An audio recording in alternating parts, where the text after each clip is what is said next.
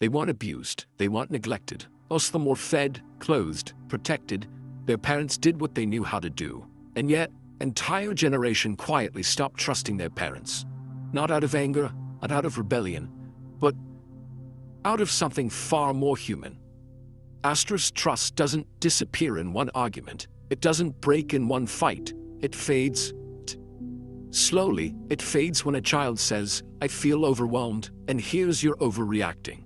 It fades when someone says, "I'm tired emotionally," and the response is, "You don't know what real problems are." Fades when feelings are met with logic, and vulnerability is answered with advice. Gen Z didn't feel unheard once. They felt unheard again and again. And over time, the brain learns a quiet rule. Sharing feelings is unsafe, so they stop. Asterisk most parents didn't do this intentionally. They came from the 90s, from a time where emotions were luxury, where survival came first, where love meant providing, not understanding. They were taught, don't talk about feelings, don't question authority, don't chase dreams, chase stability. So when Gen Z talked about anxiety, identity, love, or purpose, parents heard weakness. Not because Gen Z was weak, but because their language was unfamiliar.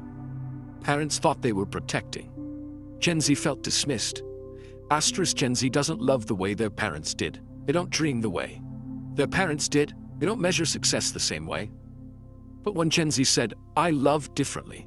I want a different life. I don't want what you chose," parents heard disrespect, so they said, "You're confused. They'll understand later. This isn't how the world works." And in that moment, Gen Z didn't feel guided, they felt controlled. Gen Z didn't just listen to advice, they watched their parents' lives. They saw marriages that survived, but didn't feel alive. They saw jobs that paid bills, but drained souls.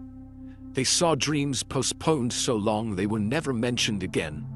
And silently, Gen Z thought, if this is adulthood, you don't want it. So when parents gave advice, Gen Z didn't hear wisdom. They heard fear disguised as experience. Previous generations were raised on obedience. Gen Z is raised on awareness. Parents said, "This is how it's done." Gen Z asked, "Why does it have to be done this way?" Instead of conversation, they received authority. Rules replaced dialogue. Control replaced curiosity, so Gen Z learned something important, safer to hide than to explain, and trust slowly turned into distance. Asterisk, Gen Z lives in a world their parents never experienced. Mental health language, online identity, constant comparison. Invisible pressure to succeed, belong, and be perfect. But when Gen Z tried to explain this way, they were told, "We had it harder. You're thinking too much. You'll be fine."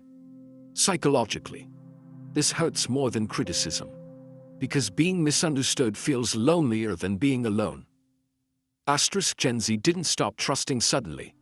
They withdrew quietly. They shared less, explained less, not to punish their parents, but to protect themselves emotionally. Silence became safety, distance became peace. Asterisk, here's the truth, no one says clearly. Gen Z doesn't hate their parents. They just feel emotionally unseen by them. They don't want perfect parents.